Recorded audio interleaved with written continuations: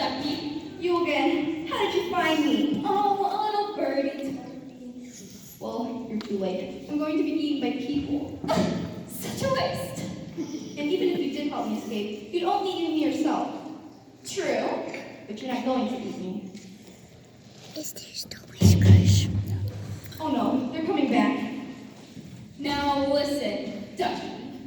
I have what I think you will agree is a very tempting proposition, which might just satisfy us both. Well, I don't like oranges, and that's part of the plan. Look, if you come with me, I will take you home and you'll get to see your mother for one last time. Either way, I get eaten. Well, you can't have it both ways. Quick, make up your mind. All right, you're on. And don't try any funny business. Remember, this way you get to see your mother